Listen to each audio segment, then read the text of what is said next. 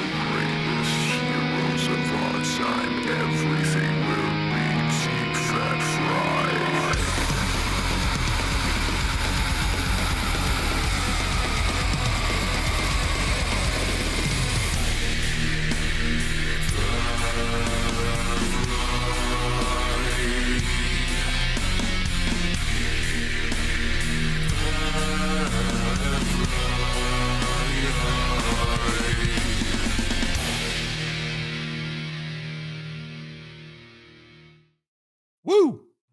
Woo! I love it when people lose insane amounts of money. Scotty brought this episode to me and I was like, haven't we done this before? And then I told Paul the episode and he's like, haven't we done this before?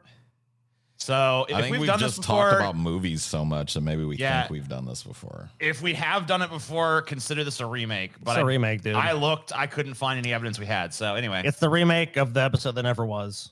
All right. Yeah. Fair enough. So now we're So either I don't know what the fuck to say about it. This is Cutthroat Island, right? What's this? From the director of Die Hard 2 and Cliffhanger, it's Cutthroat Island.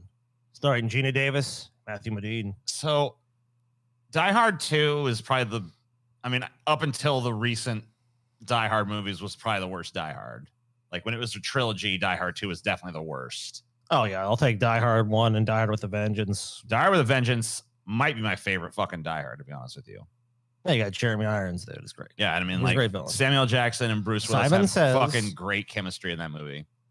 They're actually better, in my opinion, than Riggs and Murtaugh from the Lethal Weapon movies. I wish I'd actually seen more with them.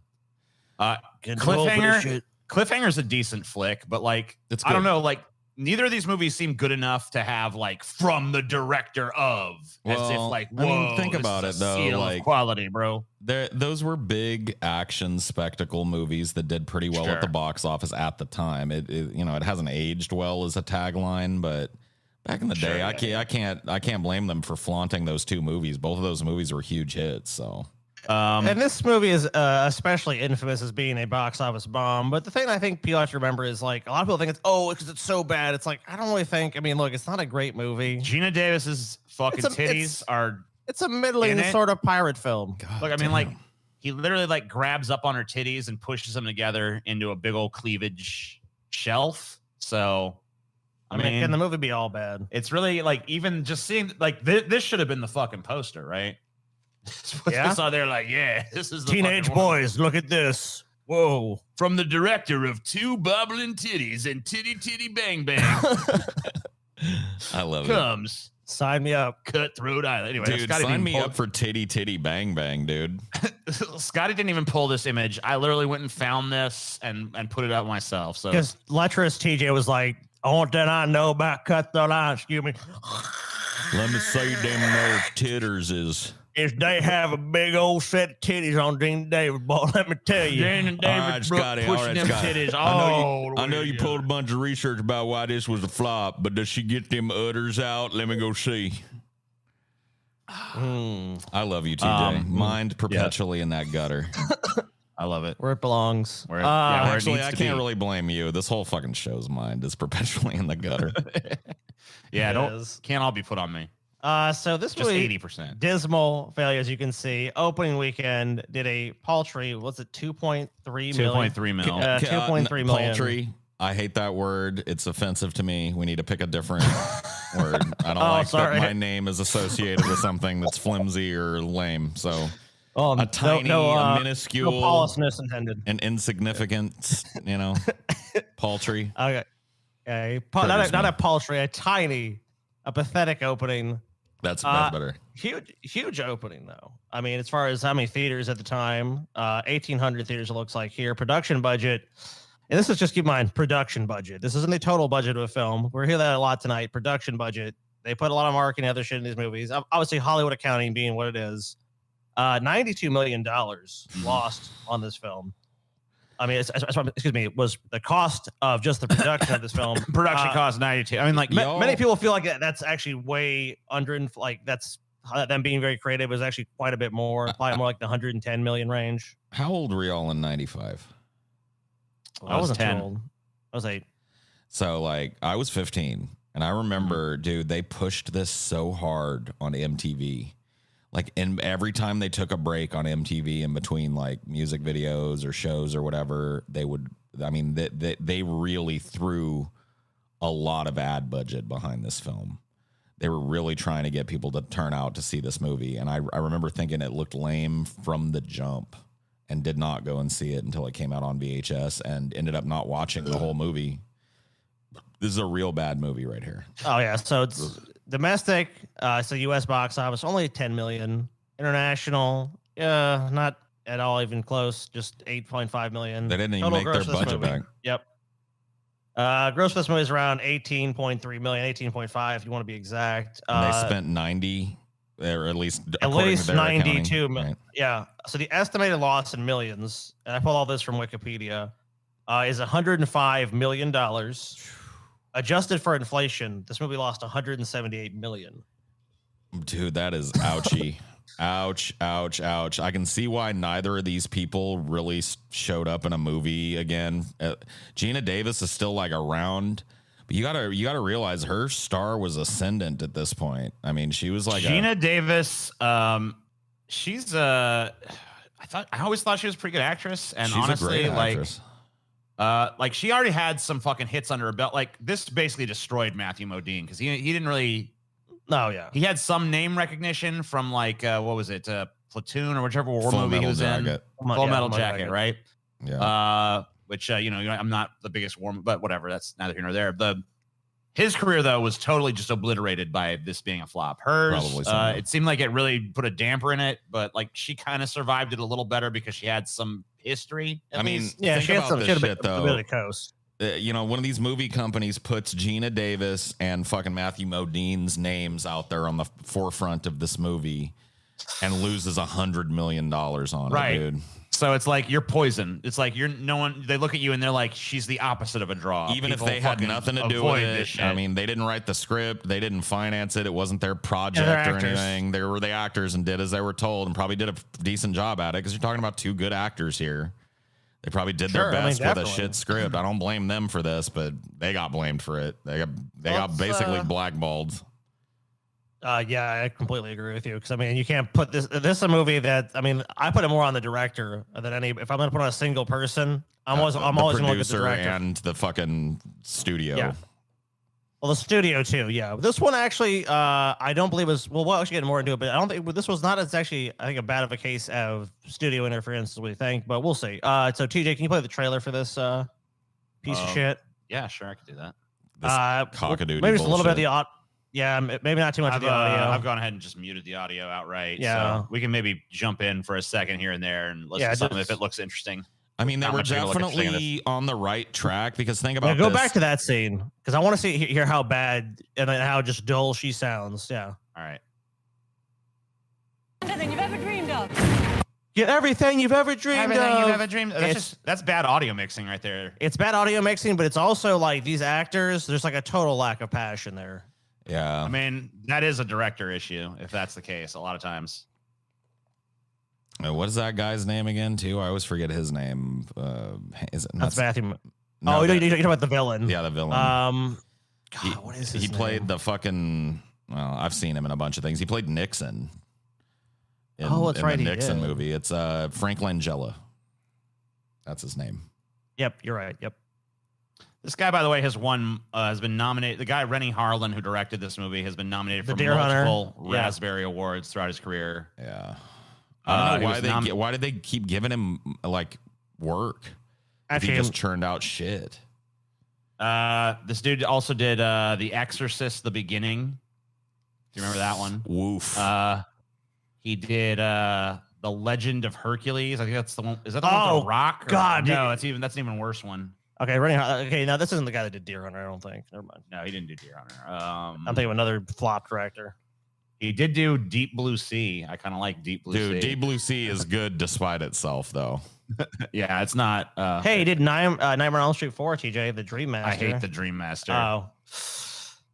Hey, I think he got a Saturn Award, though. Where did he get that for? Nightmare. Okay, yeah. Dream like, Warriors. Don't want to dream no more. Dude, that's the best Nightmare on Elm Street.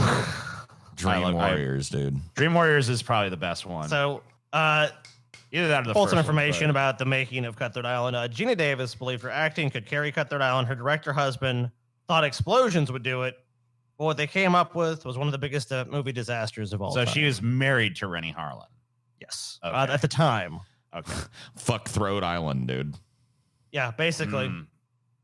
Look how hot my wife is. Hey guys, see my wife? She's hot, huh? Come Throat Island. Oh, God. Sorry.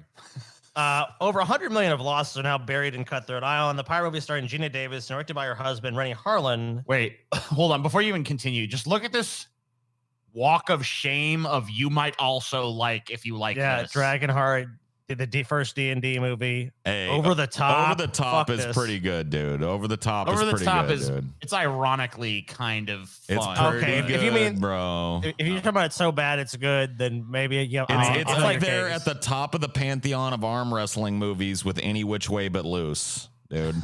No, Any of Which course. Way But Loose with Clint Eastwood and Over the Top with Sly Stallone. Those are your quintessential arm wrestling movies right there, dude. Yeah, I guess. And then Simon Says, starring fucking Rodman, Dennis Rodman. Yeah, Dennis Rodman. That's the one I'm looking for. All these, yeah, I'll tell you what, all great films here. Kim Keep Jong going, sorry. Un's fucking best No. buddy. I mean, of course. What is puzzling to many is that Cutthroat Island always seemed destined to lose a fortune. Why then was it made? The answer lies in Hollywood's complicated web of finances and the demise of Carlico Pictures, a company that raked in over $2 billion during the 80s and early 90s for movies like Rocky, Terminator 2, and Basic Instinct. So they produced other notable films, clearly. Of course, these days no one blinks if you have a $60 million budget. The original cost of Cutthroat Island. Well, look, we're going to get this picture in 60 mil, no problem. The average price tag for a Hollywood movie, and this article was pulled from 2014, was about $54 million. So, I mean, it doesn't even sound like that. It seemed like they wanted to make a pretty reasonably budget movie, especially for a movie like this. If the film's producers have a money-making reputation, and Carlico's people had that red meat, they had a desire to make these blockbusters, especially because at this time they were in dire straits. Sure.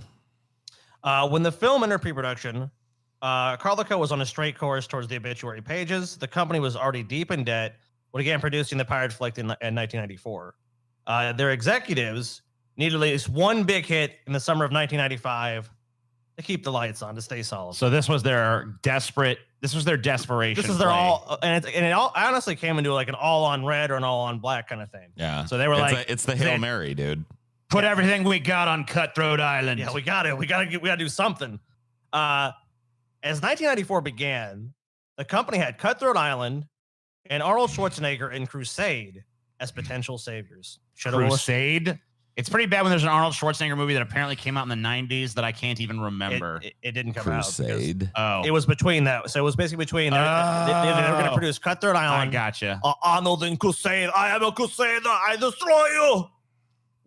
Is Crusade literally about Arnold Schwarzenegger as a Crusader? I don't know what it's about. That's just the first thing I wish it had. Okay.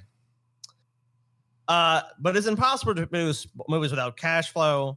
And of course, Carlico had none. By the spring of 94, it was clear that they would have to pick one of these productions. Carlico had been forced to sell $20 million at interest in the dreadful Showgirls so that they abandoned Crusade and placed all their faith in Cutthroat Island. So they go, you know what? We'll sell our interest in Showgirls. 20 mil, we'll take that. Oh my God, these people were idiots. And they could have made Schwarzenegger a Crusade. Yeah, they scrapped it. This was Arnold Schwarzenegger and Paul Verhoeven riding high off of fucking the hit that was Total Recall, doing a movie about the fucking Crusades, starring Jennifer Connelly, Gary Sinise, John Turturro. and instead they decided to make Cutthroat Island. Yes. Wait a minute. And Arnold. And Arnold in the 90s. The studio deserved to die. Dude. Fuck them. Hold on. Yes.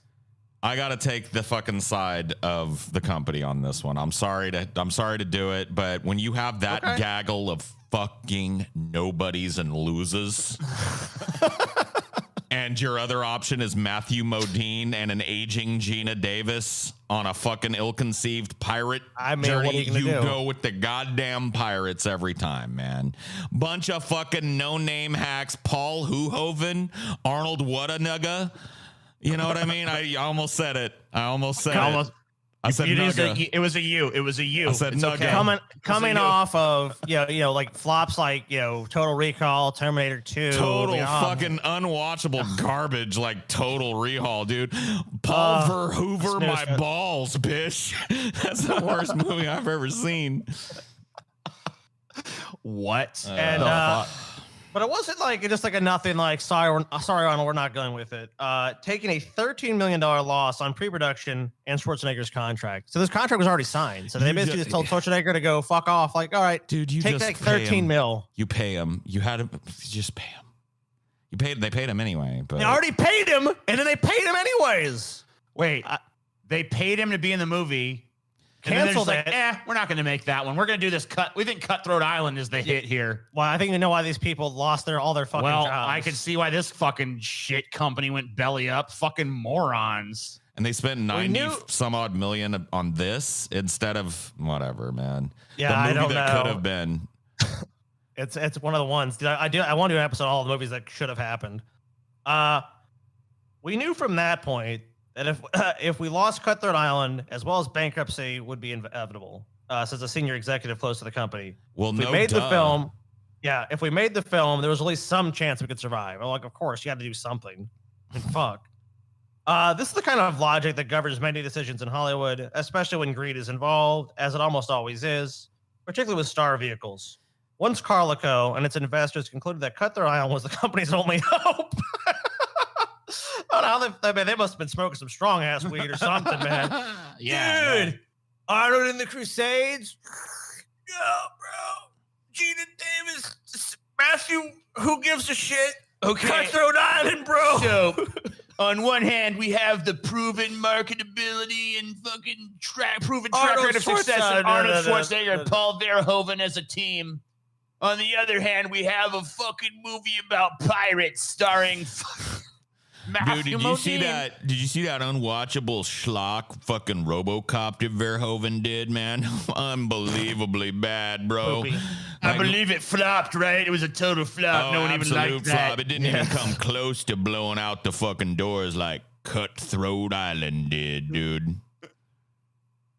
Help me, Cutthroat Island. You're my only hope. So once Carlico and its board of idiots and investors decided Cutthroat Island's their only hope, people kind of stopped asking questions like, hey, we're spending $90 million on an ocean epic without any really sort of bankable male lead, a weak script, and that required hundreds of crew members in both Malta and Thailand. Poor Matthew Modine. We don't have a bankable male lead. We've got Modine level. I mean, I agree, but it's just kind of sad to be put in that position because it's like, why did you call Matthew Modine then? You know who they wanted originally to play his role? Who? Michael Douglas. Would have been a better choice. It came down to money. It can't ultimately, like with these fans, it was like, okay, that's why you only have Gina Davis. And it was like, okay, can Gina Davis carry a fucking movie? Like, not this one. Matthew Modine, he's a good actor. Gina He's a very Davis competent has always actor. been a great supporting actor. Like, she was fucking phenomenal in The Fly, obviously. Yeah. Like, just, in a movie that's so focused on the transformation of the main character, she manages to be the only other standout, memorable character in the film. Oh, yeah. I mean, I don't think very important. So she's always been, and Beetlejuice, once again, is another great example of Gina Davis at her best. Be very afraid. She had Alec Baldwin to play off of in Beetlejuice, as well as Winona Ryder, and they had other crazy cast of supporting people, and she's shown in that movie as the wife ghost or whatever the fuck her name was. But like this one here, I wonder how many of these dudes that made Cutthroat Island were pissed when like Pirates of the Caribbean was a hit a few years later. Well, I was gonna say that earlier, but I didn't want to step on Scotty. Like, these guys had the right fucking idea. They clearly You know what I mean? Like saw maybe the potential that people wanted a pirate movie or something. You know, it had been a while and people love pirates, so I can get that, but you got to put some pirates on the ship that people care about, bro. And Matthew Modine and Gina Davis just wasn't it at 95, dude. Yeah, I don't know a single person that was like, you know what, dude? What are you doing this weekend, bro? I'm going to see the new Matthew Modine and Gina Davis film, bro. Like, no. Like 95 was like, you know, big budget action, Arnold Schwarzenegger or go home time, you know? And the fact that that just makes this more like mind-boggling to me, because they literally had an Arnold Schwarzenegger blockbuster on the hook, and they were like, nah, Matthew Modine and Gina Davis on a pirate ship. Let's do it. I mean, it boggles the mind. It's almost like they just wanted to go out of $90 million on it anyway. Probably what they would have spent on the fucking Arnold Verhoeven vehicle. You know what I mean? Probably less, because I mean, Crusades would have been in the fucking desert, dude. True. So way less money. They had to make this movie. Gina Davis said the company was dead. Everyone knew this one way or another. This was their last movie. So, I mean, pretty much no one really expected this to fucking pan out. It was like, this is the last hurrah. That's not a good sign for a movie. When everyone just kind of is looking at it. Well, that's a little bit of revisionism and obviously probably supporting her husband at the time. Well, we got ourselves a turd, ladies and gentlemen. This is how Davis saw it during production when she was gung-ho about Carlico and the swashbuckling epic in which she never seems smart or athletic enough for the demanding role of Morgan, the pirate captain. We've been shooting for 5 weeks, and it's going fantastically well, she gushed to reporters in December 1994. I'm thoroughly exhausted, but we're doing the most amazing stuff I've ever seen. I mean, of course. You want the movie to be a hit, you know, you got to say what you got to say. But I think everyone recognized it was a desperate situation. This is a fucking Hail Mary. And of course, you know, it didn't make it to the end zone. No, the Hail Mary, it like, I don't even know. I mean, it's like it was like one of those things where the quarterback goes for the throw and then the ball just stays there and just fucking falls down. Like someone hits their arm and it goes like 3 feet or it rolls forward. So critical consensus on this, obviously not good. Not great. Yeah, 38%, 40. It's neither a hit. Neither didn't find an audience. Didn't do well with critics. So the consensus they said is we'll just stick to that for the most part. We got a lot to go over. Cut Their Island may inspire towards the can you write the TH? It's kind of hard for me to see. Cut Their Island may aspire towards the earnest thrills of classic swashbucklers, but a distinct lack of charm and stilted script make this adventure a joyless hodgepodge of the pirate genre's flotsam and jetsam. Yeah, I think most people agree with that. By the way, top hits of that. So this is what audiences were actually going to see in 95. Batman Forever. Arnold was in that. Apollo 13. Toy Story, Pocahontas, Ace Ventura When Nature Calls, Casper, Die Hard with a Vengeance, Crimson Tide, GoldenEye, Waterworld, Dangerous Minds, Seven, Congo, While You Were Sleeping, Get Shorty. Those are the kind of movies that were hitting big in that year. Crusade would have been a fucking huge hit. Had Arnold. I mean, Arnold was in the top movie that year. Yeah. So it's just, they're morons, but whatever. A lot of kids' films were popular and a lot of comedies, and then a lot of like big action movies starring big stars, but not some weird little pirate movie that stars, you know. I mean, honestly, in some ways ahead of its time. Matthew Modine, I guess. Now this is an abomination. This is hideous. This is a fucking abomination. Bro. That's fucking hideous, bro. Oh man, this is just man. Oh man, look at this. That creepy motion capture shit. Oof. Mars Needs Moms here. Let's take a look at the budget of this flick, TJ. Okay. Ooh. Oh my goodness. Wow, that's a production budget. $150 million, baby. Oh boy, Daddy needs a new pair of shoes. Oof. That's a bouncing baby boy there. Holy smokes. $24 million fucking inflation adjusted domestic box office. At the time, its worldwide gross was a paltry 18.3 million. Actually, I guess I have my numbers wrong. Oh, I actually pulled the international. It says here its worldwide box office. I had to correct myself. It was actually $39 million. Oh, okay. Fucking on 150 million production budget though. Ugh. So obviously we're not including marketing, not including advertising. This got advertised like crazy. I remember this being in theaters just all over the fucking place. Like Mars Needs Mom, and I was like, I remember watching and it's like, what is it about? Like I never like that. That's what never made any sense to me. Like I know like you can. It's about Mars needing moms, Scott. Yeah, I get that, but what is it about? Like, why would I want to see it? Well, you wouldn't want to see it because it's one of the ugliest looking films. It's ugly, possible. and it's like you're trying to target like boys, and it's like, what? This is just look at how ugly this fucking shit is. Here, just play some of the. It's hideous. Just go back and play that beginning scene. All right, and then we'll just mute it for the rest. You can skip. That's just the fucking little whatever. All right. You want to see this, right, guys? Let's see here. Play, bitch. I mean, who doesn't? You didn't eat your broccoli. No broccoli, no TV. Yeah, what every kid wants to see. Man, that looks fucking awful. No broccoli, no TV. Look how just nightmarish it looks. Yeah, play some with the fat guy. He's funny. He's a funny guy. Oh my god, he's like Buzz Lightyear, but more realer. Just terrible CGI, terrible motion capture shit. God, yeah, this looks like a shit video game cutscene. Mars needs moms. This looks like Disney needs ideas, bro. Yeah. I don't know what they were thinking with this hyper fucking realistic animation style for this movie. Just like do a live action movie if you want that. If it's gonna be a cartoon, it should look like a fucking cartoon. Disney needs a quality Zemeckis control. disaster. You know? Yeah, this is another Zemeckis. Like, look, he did Polar Express, which that made tons of money, but critically panned, of course. A little bit background on the movie. The budget for Mars Needs Moms was $150 million, and the box office train wreck was financed by Disney with an estimated $60 million additional in marketing cost, and ended as one of the biggest flops of all time. And by the way, don't go to Mars.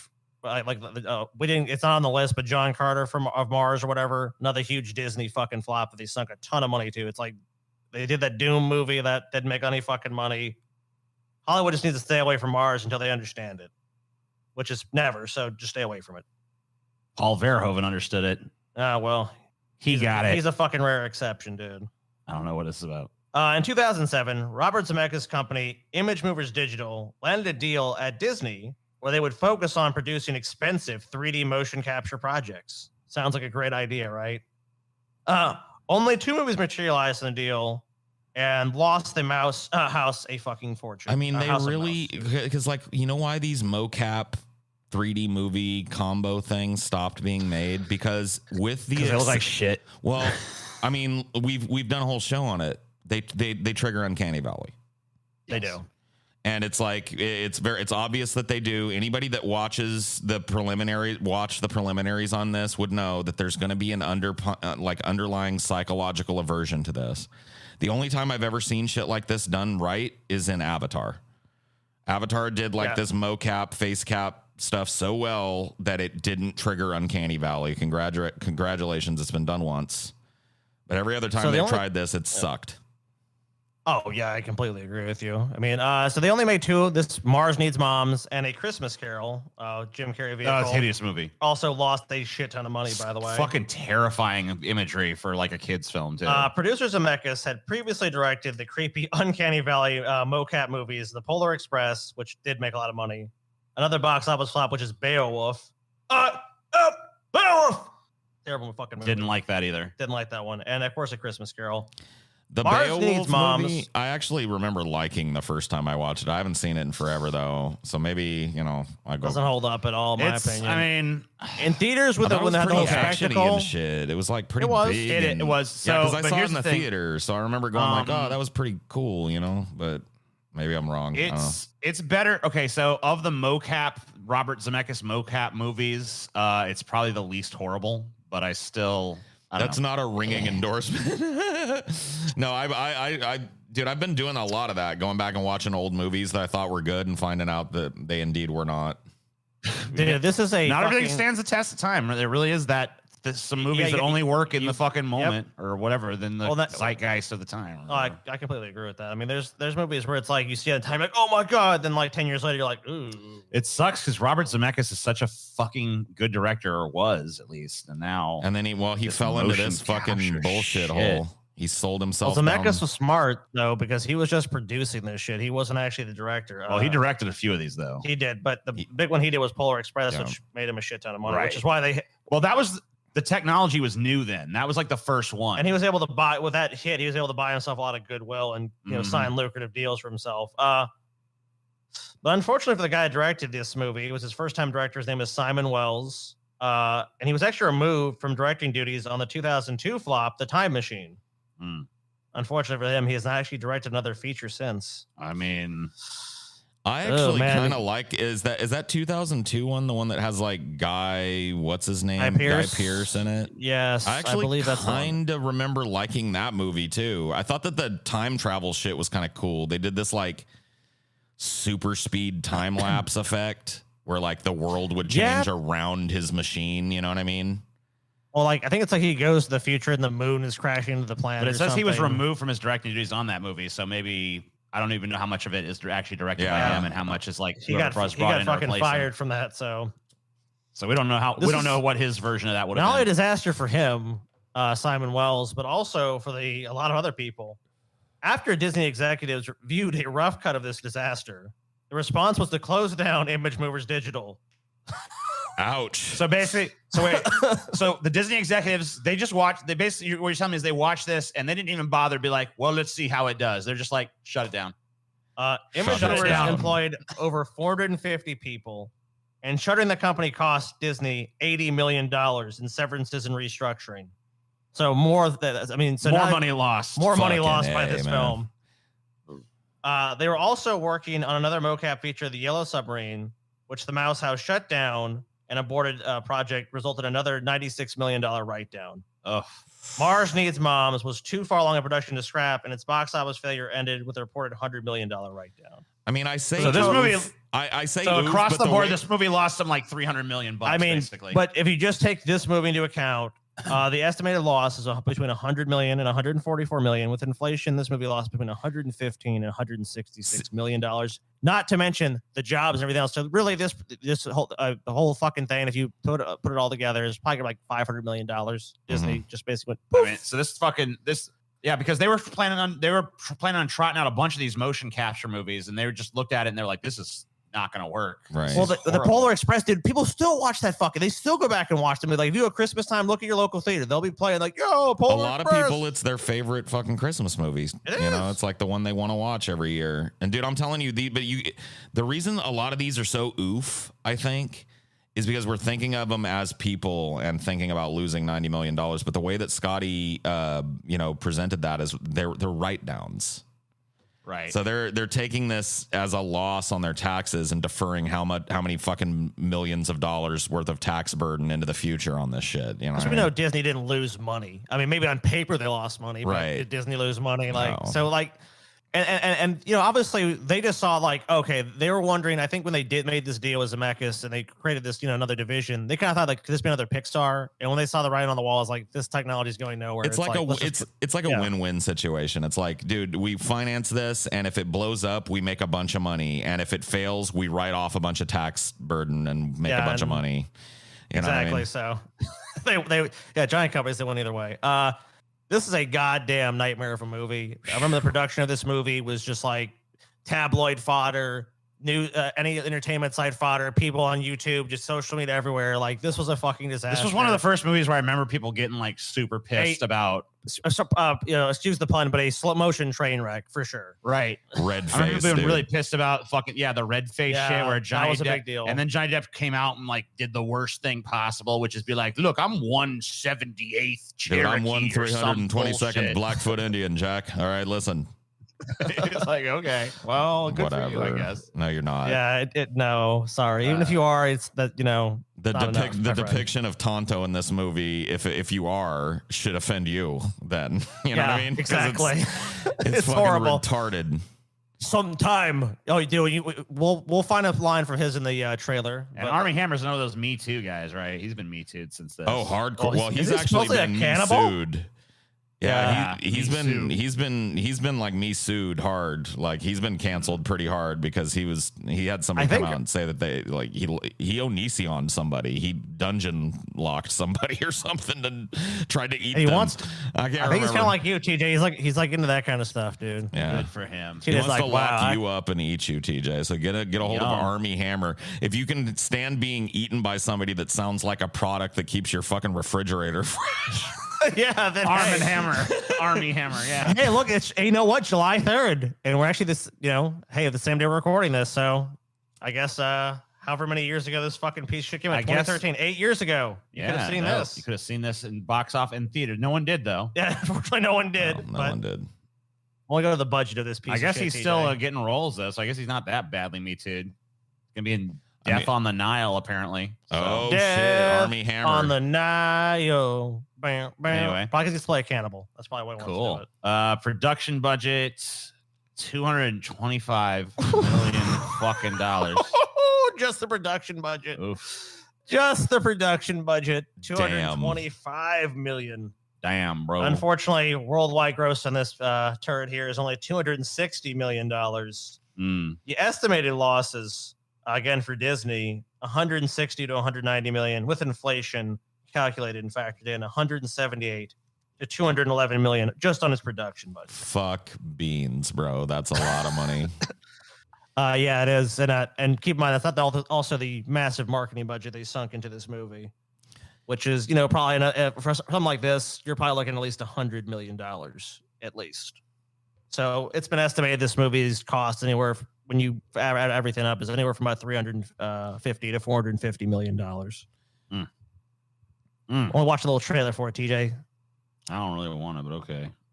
I don't really want it, but okay. Let's always find the part with Johnny Depp, dude. You should write an autobiography and call it "I don't really want it, but okay." I don't want to. Oh yeah, go back. Yeah, go back maybe to 30. Where am I going? Go like right there. What does it matter where we are? Because I want you to hear Johnny Depp's terrible performance. It's all the same. Yeah. Where is he? I'll fucking turn it on when he starts talking. Is he talking? He ain't talking. Gonna be talking soon. There he is. Why are you talking to that horse? Why am I covered in dirt? I buried you. Man, you buried this movie, bro. Yeah, you buried this film as well. Jack Sparrow, it ain't, bro. I buried you. Dude, Army Hammer's a weird looking guy. Can we go ahead and finish Me Too in this fucking guy and get him out of my face? Get out of here. Just go ahead and just finish the job. He's got a weird name too. I don't like it. Is that Helena Bonham Carter? Wait, go back. I can't even fucking tell who that is. Did they literally just throw in pirates? Oh, the team that brought you. Oh shit. You know this is you know that like if a movie has to lean on another movie, it's not a good sign. Not at fucking all. The Lone Ranger. Get the fuck out of Dodge. The lone brain cell. Let's take a look at the critical reception here, TJ. Actually, audience more forgiving. They usually are. They found half of people who watch this were like, I guess. I mean, whatever, Yeah. Whatever. I guess it's, whatever. Well, I watched it and there was a movie and some things happened. Yeah. But to give you guys an idea of why this movie cost so much fucking money, which it really didn't need to. I mean, Johnny Depp, we know Johnny Depp's salary. I mean, imagine a lavish spender himself, but here's just the one little thing of like, it was just to excess. Some big star movies have racked up some pretty insane expenses, such as Gore Verbinski's The Lone Ranger reboot, which came out back in 2013. According to the film star Armie Hammer, The Lone Ranger even spent a portion of its budget on a yo-yo world champion who was hired to accomplish just one trick with a pocket watch. So this is his explanation. We were shooting 2013's Lone Ranger, and Tom Wilkinson had to do a thing where he pulls out a pocket watch and flips it and opens it on his hand. It was a cool little trick. So because they had a borderline unlimited budget, they're like, you know what? Let's bring in a world yo-yo champion. And he was like, that's not a yo-yo. They go, yeah, but can you help him do it? And he goes, yeah. You pull it out in your pocket and do that. Tom goes, like this, click. And he's like, yeah, just like that. And then he was with us for the rest of the movie. Dude, the pocket watch Good for him. move consultant. Good for him, Dude, though. the You know, yo-yo the world most- champion grifter, dude. Dude, it's like, can you But wait, imagine being that dude? yeah. You're just like a yo-yo champion, and then fucking Disney's like, come show us. And then he's like, this isn't a yo-yo. Mickey Well, can you help calls us? Like, you. I guess. It's like, yeah, you do it like that. And then you're like, they're like, set of the Lone Ranger. We'll pay you $20 billion. You're just like, what? Is this really Mickey? Yeah. You show up. You're just like, can you show this dude how to open a pocket watch? Yeah. All right, you're hired. all right, yeah, you're on. Good. Wow, it's a neat little trick you've know what done it there. We're gonna reminds me keep you of? on for the rest of the production. You know what Casey it needs to open reminds that me of? That fucking dude in that movie, The Aviator, that's hired to find clouds. And he ends up just being like eternally employed with Howard Hughes. I mean, he's just like, he becomes his whatever. He's just on the payroll of Howard Hughes because he needed somebody to find him a cloud to shoot a scene in front of. Hey, dude, a valuable job. Do what you got to do. So even though Tom Wilkinson picked up the trick pretty quickly, the folks at Disney had signed him on, had to keep paying him to keep the yo-yo champion around for the duration of the shoot, which of course was a clusterfuck. So it wasn't a quick shoot. It likely didn't seem like a big deal at the time of production, mainly when explosions and massive set pieces were eating up budget much more quickly. But the guy did one quick task and was signed on for the duration of the entire production. It makes it easy to see how movies sometimes lose money, even when they make a decent amount at the box office.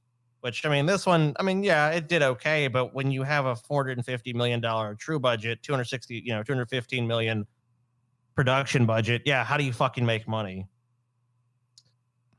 It's almost impossible at that. Like, unless it hits the same way Pirates hit, you're fucked on that. Well, I mean, clearly that's what Disney's thinking was. It was like, we got the fucking guy from Pirates, we got the fucking director from Pirates. Let's I be believe Gore honest. Verbinski. Yeah. This movie paid the tax bill for the Pirates movies. Let's be honest. That's what this movie did. It deferred the tax bill that would have come from the profits on the Pirates movies and shit. Disney might have even just been like, we need some kind of quick flop we could just put out there. Like, I genuinely think that this is just an IRS scam done by these big unlimited money companies to not pay taxes. Like, Disney's like, well, we just made a big blockbuster. Let's make a shit buster. And Well, they'd made 3, remember, too. Yeah. yeah, let's put it out there and defer some of the costs, defer some of the tax burden off of this fucking big blockbuster we just made. You know, I mean, it didn't hurt the fucking company, obviously. They're still a giant vampire squid sucking up everything around it. So, yeah, you need these things as these companies. I mean, like, I look, I'm sure it's like, if it makes money, I mean, no one at Disney's going to be mad. yeah. Because they're going to make other flops for sure. They know that. I mean, it's just like, a lot of times it just feels like, yeah, it's either that or it's like, they're just like, whatever, we'll just greenlight it. If it makes money, great. If not, we still win. I mean, when you're that big, it doesn't really matter. You're like, I mean, Disney's too big to fail at this point. I mean, it must be impossible. They just own too much entertainment properties. Like, and even if they don't have any good ideas, like you said, like, hey, they need ideas, they just buy ideas. That's all they do. Hey, we need some new ideas. All right, let's go buy some. We're some creative people. What don't we own yet? Let's just buy every book that Penguin Publishing owns. We'll just start adapting whatever's a big hit. Penguin is happy to have sold its entire library to Disney for $3 billion. Cool. We're going to make a bunch of movies. What's this? We'll make a movie of this. Adapt this shit.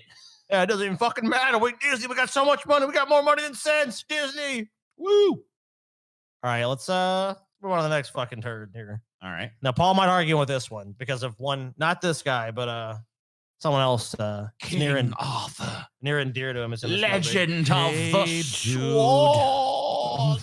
Can I grab your ass? Oh, my sweet Jude is in this movie. So yeah, Jude's in this movie. It can do no wrong. This is a fantastic film and underappreciated, really. I'm sure it. Underappreciated. From gem. nothing comes a king. Mm-hmm. Yeah. Yeah, it just cost a few dollars. It's a couple dollars. How much it cost? $175 just million bucks on this. 175 million. 40 million box office, 139 million international. Oh my god. Production hell, dude. Oh no. Took 6 years to develop this film. Guy Ritchie ultimately took over. He's guy. If you haven't seen Lock, Stock, it's Smoking Barrels. I'm not a fan. Snatch and shit. Well, it's definitely an acquired suck, taste. Some people then. like it. Some people don't. You suck, TJ. No. Fuck that acquired taste shit. Fuck that nuanced position shit. TJ, you dumb if you don't like fucking Lock, Stock. You dumb if you don't like Snatch. You stupid, bro. You stupid. You stupid. Dude, Hey, you like TJ, Sherlock you Holmes, hella TJ? Fucking stupid, bro. You don't know how to appreciate Lock, Stock, TJ. You don't like fucking Snatch. I don't like Guy Ritchie's directorial style at all. You like Sherlock Holmes? Dude, what about The Gentleman, bro? You probably haven't even seen it. Never mind. I don't even know what that is. You should watch that one. It's Guy about Ritchie's most recent film. It's just as good as his old ones, man. Matthew McConaughey plays a fucking crazy weed dealer in the 70s. All right, TJ. Okay. All right. Yeah, All sounds right. awful. I hate Guy Ritchie because he's like fucking, he's funny. and International stuff, did and 100 million. Domestic here in the U.S. 139 million. Didn't even make back its fucking budget. Not even close. And I mean, look, the numbers here. Well, even why has- would it? I mean, we were looking at flops here. It has Nothing made back. Estimated its budget, did it? DVD sales 9 million. Blu-ray sales another 16. You know, Yeah, whatever. it's not even fucking close. This is nothing. It's garbage. Estimated losses for this movie here is going to be 114 million to 153 million. Inflation adjusted 120 to 162. It didn't come out too long ago, so not. And if you're wondering, if anyone's wondering why there's ranges, it's because that's what it's reported publicly as. Like we don't know. Yeah, The company will admit, like, we lost a bunch of money on this movie. This is what the range is. So, of course, Paul, bow before your king. Hail to the king. Dude, he's such a good, evil, leather-wearing dom daddy in this, man. I just want him to fucking appear and fucking put a curse on me. I mean, if you like that, then you would be satisfied with this film. Just do a I've Jude seen only it, cut. You know, Oh, you've seen it? Yeah. Okay. And The Jude Jude is cut. in it, so it can't be bad, you know. You know how defensive I am of Jude Law's career. Well, I know. I mean, it's one of the men you're in love with. I don't blame you. He must be protected at all costs. Where even is he? I don't even see him in said his all trailer. cops, Dude, they Paul? hide him. They hide. Yeah, I was about to say all cops.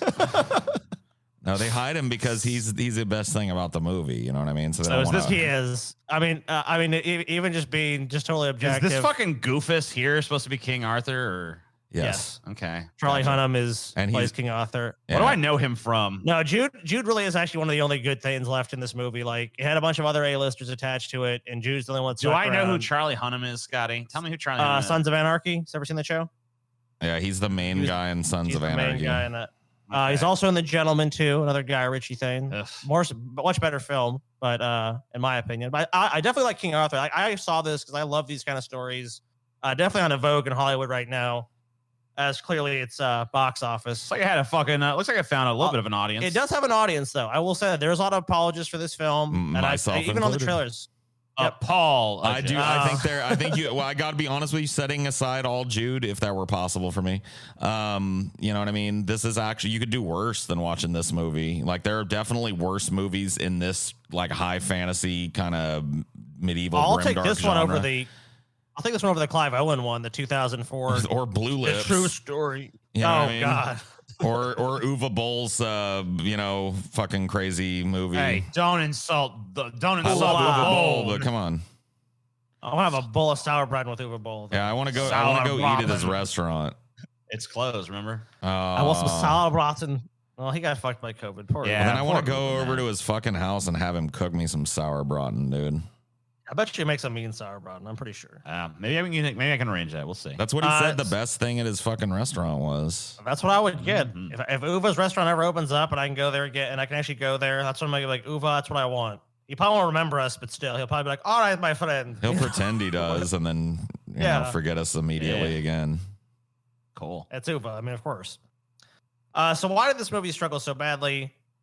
Industry experts point to a quote perfect storm of factors, from poor studio planning to audience apathy, which basically means you didn't entice your audience. Yeah. Put simply, King Arthur was an idea that didn't pan out as anyone expected to, said Seth Kelly, online news editor of Variety. Warner Brothers' vision for the film was supposed to be a multi-film shared universe in the manner of Marvel's Avengers series. Yet production on the film Stop. soon stalled. It worked once for Marvel. This whole cinematic, everything trying to be a cinematic universe, like you cannot do it. Marvel no, did they it. can do it. They just want to do it. They act like Marvel just by the seat of its pants made it happen, and that's not true. Those movies were planned out. The whole arc of the Marvel universe was planned out. Super meticulous. So that's how They you do fucking it. laid it out If you want to make a carefully. whole fucking giant thing, that's what you have to do. You can't just drop one movie and hope it hits, and then we'll figure out what we do down the line. Then no. Yeah, we're gonna have a franchise. Now we got ourselves a cinematic universe now, boys. That's how Like, that was like the Warner Brothers the DC Dark Universe movies. That's basically what they fell prey to. They were just like, "Yep, we're gonna do a whole universe of these films, and here's one," and it was just like, "Boo." the 2017 Mummy, terrible movie, another huge box office flop, by the way. Yep. The Invisible Man was a hit, though. I like that one. Yeah, They kind production- of got rid of the Dark Universe branding before they put it out, though, because they were like, Well, let's yeah. fuck that. Let's just make this a standalone thing. They kind of needed to, because I mean, I think they kind of saw the writing on the wall with that. And they actually got a hit with it. So Yeah, there you go. treat it like a movie first and a piece of a cinematic universe second. I guess. I don't know. So this is just one of those movies where no one had any idea. In production, development for 6 years. Went through a number of recastings. The director changed to Ritchie. The movie changed several times. So the basic plot of the movie is just no one had any idea. It was like they basically like Warner Bros. Like, let's make a King Arthur movie, but we have no idea what that movie is going to be. Legend of the Sword also struggled to attract suitable starring names to sell the new franchise to audiences. Idris Elba, James McAvoy, and Colin Farrell were offered roles in the film during its long gestation period. All, of course, ultimately opt out. Oh, man. You got a bad movie when even Idris say yes to everything Elba fucking refused Well, it's just to. too long of wait. It's like they want to do projects, and it's like the project's not coming out. Whatever. Leaving Jude Law, who plays Arthur's villainous uncle, Vortigern, as the film's only A-list name, and while Hunnam is an acclaimed actor, who's famous for Sons of Anarchy, he didn't really have the name recognition. It's kind of like, who's this guy? If you haven't seen that show, you might not know who he is, and you didn't really know who he is. So that's the problem right there. I didn't. I was like, I mean, you're the problem, basically, is what Yeah. you saw. You're like, who? who? What? Like, do I know who that? Do I know who that is? But if they'd had a couple more big names, or they had a bigger name playing this role, you might have been like, oh, okay. They should have just marketed it different instead of like they should have had Jude looming over him in the background, to legitimize him as, somebody that's worthy of being in the movie with a big name like Jude. Well, here's my problem. And, whatever. He looks like a fucking dork to me.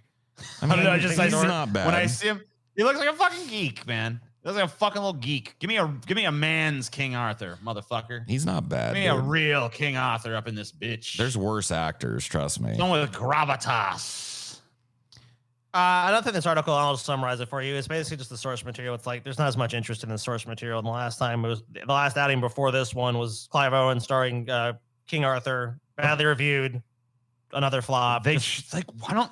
That was back when everything I remember was like the real story. It was like, we'll tell you the real story of King Arthur. It's like, no thanks. I want the fairy tale version, which this one kind of more embraced, which is why I like it better. I definitely like this story better. I just feel like if Guy Ritchie and all these people had been together from the start, I think they would have made a good movie. I just think it was just one of those things where studio fuckery and just everything just being so like done by committee and like, maybe we'll do this, maybe we'll do that. I don't know. Anybody who wants to make a King Arthur movie, go watch fucking Excalibur.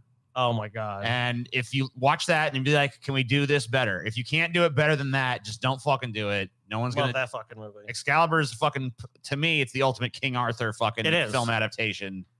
It tells the fucking legend. It doesn't fucking deviate that much. You wrong. Oh, shit. The best movie Wrong. adaptation of the Arthurian legend is Your Highness. Thank you. Thank okay. you. I forgot. I'm sorry. I forgot Your Highness. Your Highness. I laughed exactly Get it? 'Cause once. they're Danny McBride. stoned. I laughed Hilarious. once in that fucking Hilarious movie, guy. and I'll tell you what it was. It was when they go into the dungeon and the barbarian guy, tough guy, that gets killed by the fucking trap. Well, you know why you laughed? Because that's the funny part of the movie. Yeah, that's the one funny thing they That's actually the put funny in the movie. scene. The rest of it is just kind of really hoping that Dude. fucking Danny McBride dies of cancer. Dude, that movie made me really fucking just like. I watched Your Highness and I was like, well, I never want to see Danny McBride in anything ever again. Oh no, I completely agree with Danny you. When I see him McBride in is a movie. actually really funny in Eastbound. I And know. Down, I've seen him be funny and He shit. is. So, No, but I've like seen- after watching, like you wouldn't know it from watching that shit. And I liked him in Pineapple Express as the backstabbing friend or whatever. Oh my god, isn't this the movie where the studio executive like let their kid make a movie or whatever the fuck? I didn't find that detail, but I would not be surprised. No, dude, this movie, like some studio executive's kid was like monster trucks, but there's like real monsters in the trucks or whatever. And then, Well, you have to think. Look, the reason why I didn't pull out a synopsis or anything about that is because you can just see what this movie is. This is designed to sell fucking toys. It's to sell you a little truck with a Of monster course. in it, and it's like, what monster will you get? Buy your truck and find out what monster you get. so here's the problem what they did with this. This should have just been introduced as a line of toys, and if that hit, they should have fucking made a movie afterwards. I agree with you. Yeah, they put the fucking cart before the horse. Yeah. Yeah, for sure. So let's look at the budget of this. So if that is what you're saying, Oh in my fact, god, true, idiots! They spent 125 then million a on studio this. executive's kid got 125 fucking mil production budget at least to make this piece of shit a huge opening. 3,000. I mean, the kid didn't theaters. like make the movie, but the kid came up with the concept, and then his yeah. dad was like, "Wow, you're so smart, You're smart. son! Yeah, you I'm gonna make a movie of your Look, human- dumbass childhood ramblings." Huming your kid is one thing. Making a movie based on the ramblings is another thing. Is another beast entirely. Mm. So worldwide gross of this turd, a mere $61 million. And let's forget that figure before. What was it? 125 million. One of these things is not like the other. What the fuck, bro? Estimated losses 109 to 123.1 million. Inflation adjusted 118 to 133 million. Let's go take a look at this turd. Dude, that's obscene. Trip. Hey, Sam. You want to see something crazy? Wow. Flipping out right now. This Told you I've never truck seen is like anything like fucked this. up. Whoa, we're like good actors and stuff, man. You want to see something like totally crazy Now, over here? Look at what happened. Did you guys see when this movie was released too? This is a January dumping ground movie. If something comes out in January, usually it's a turd. Man, that's why I'm getting fucking afraid that Dune keeps making the creep towards that fucking January release date. Now it's Coming an this October January. movie. Oh, dude, Paul, if Dune gets a January release, I'm fucking scared. There you go. Look, it's Creech. That's the name of the monster that lives in the Creech. truck. Creech. Man, you know what I would do if I found that living in my truck? I would Shoot get a it. stick of dynamite and throw it in the fucking truck and blow that fucking crazy looking insane fucking nightmare out of my life.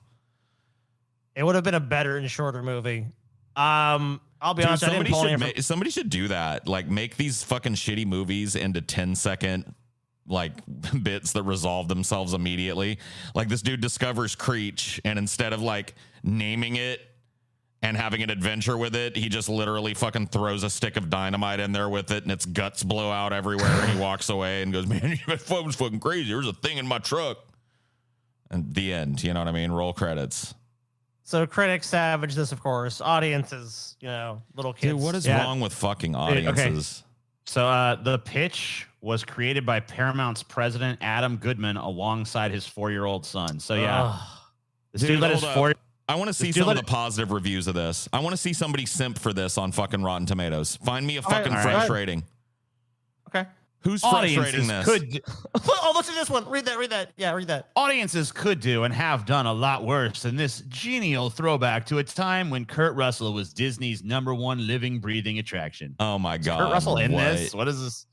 Think Pokemon with wheels, Fast and Furious for kids, Speed Racer with a plot you can follow, and Free Willy for gearheads with a touch of Scooby-Doo. Okay. Wow, just throw every fucking popular franchise Damn. possible in the review. Movie mom, how much did Paramount have to pay you It's for that like fucking Pokemon. It's like Fast and the Furious. It's like Speed Racer. It's like Free Willy. It's like Scooby-Doo. You know Dude, why that they write does shit like that? does sound like it came like script. That's like somebody gave her a script and paid her to release that review. Oh, dude, 100%. And you want to know why? Because then if someone reads that, do you want to go see monster trucks? What is it like? Pokemon.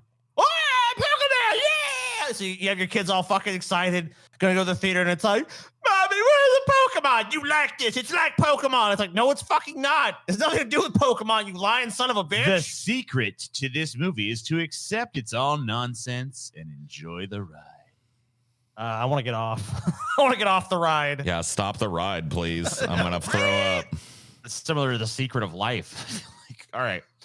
Yeah, so monster trucks, fuck that. Anyway, next. Oh god. Unleash. Unnext. Unleash a new reality. Unnext. Can we skip This is this one? actually no. This is actually a dual flop king. A dual flop? It is a dual flop king. What does that mean? You'll find out in a minute. What? Let's look at the budget. All right.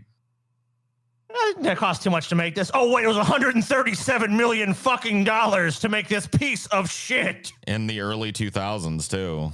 At 2001, domestic did a paltry a minuscule 32 million. International, not much better, 53.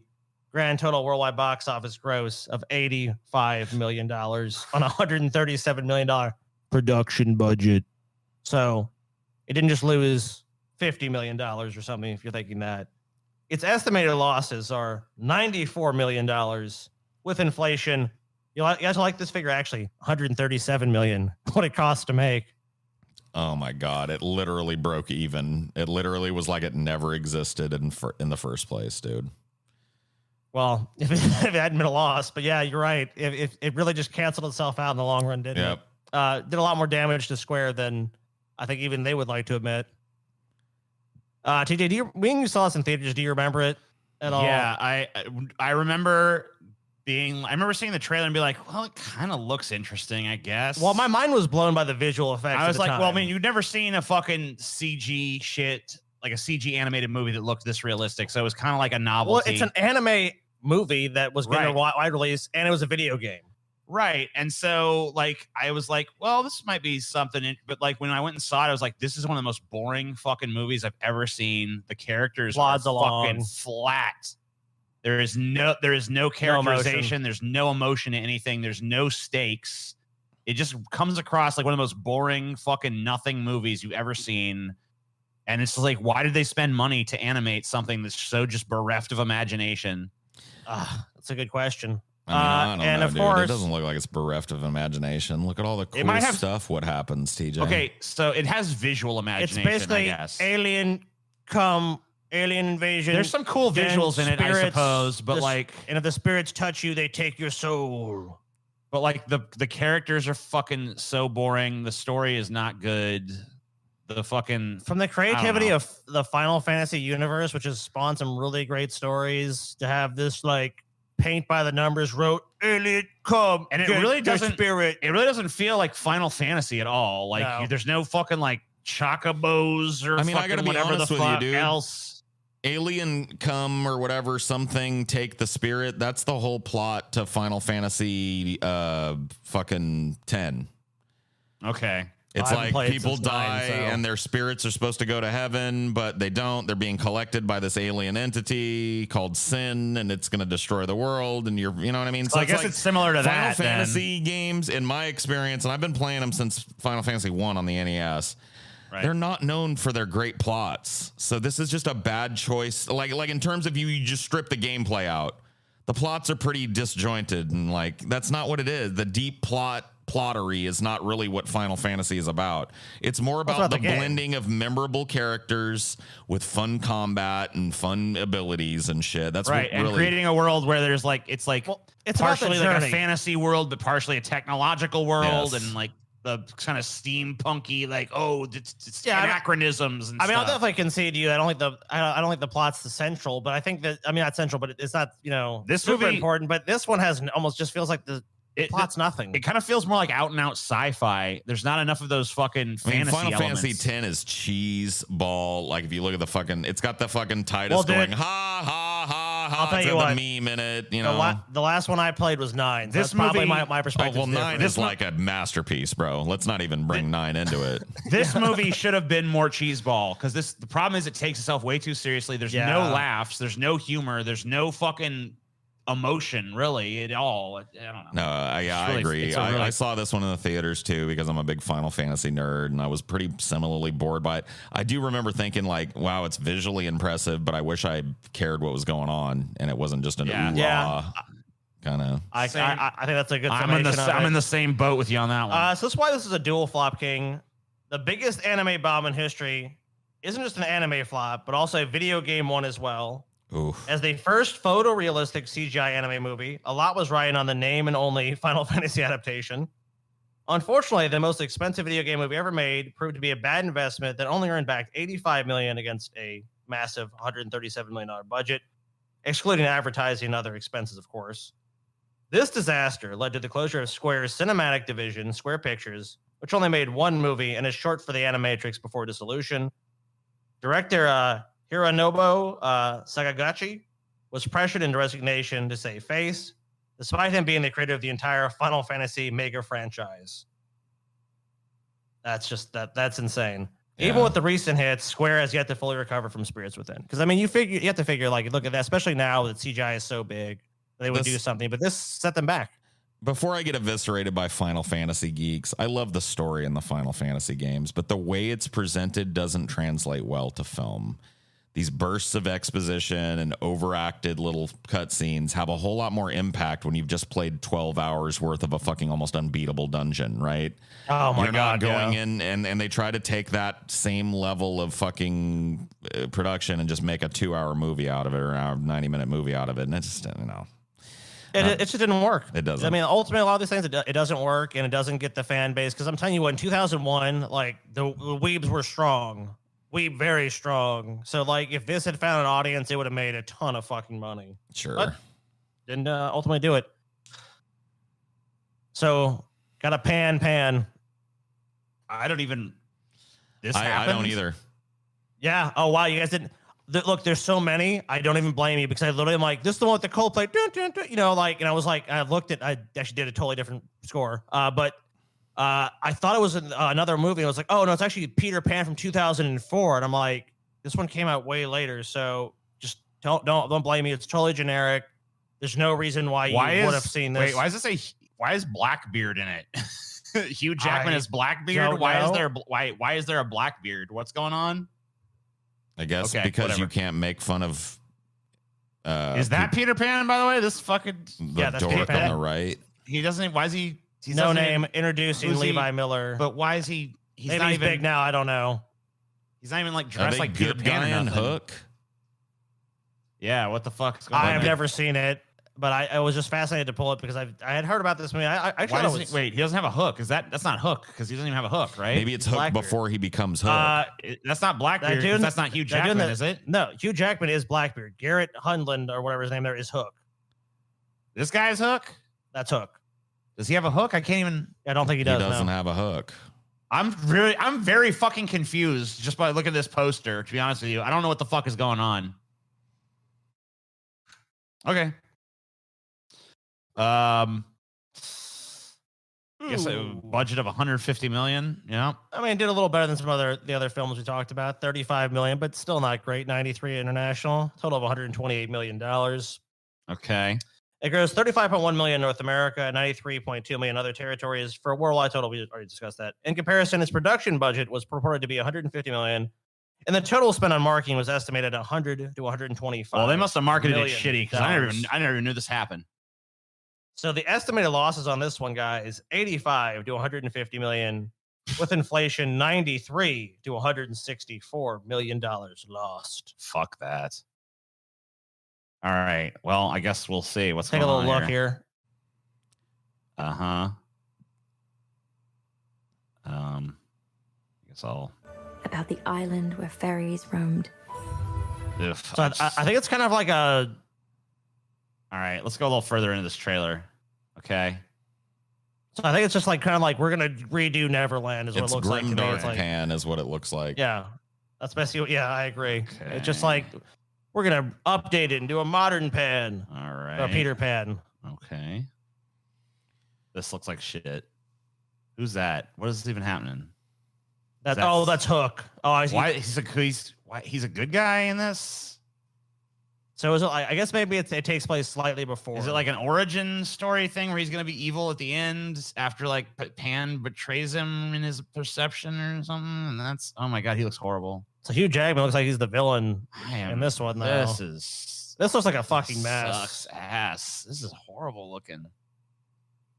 Just To me, like I have not seen it, but it looks like a complete fucking mess. And obviously, audiences didn't either. Audience, yes, yet again more generous, 40% score. Tomatometer 27%. There are literally some motherfuckers out there, at least 20 or 30%. Let's read some of the let's read some of the critical reviews on There's this some people one. out there that literally you can fucking show them any movie in existence. I'm like, yeah, pretty good. So let's read a couple of shit reviews and a couple of positive ones here.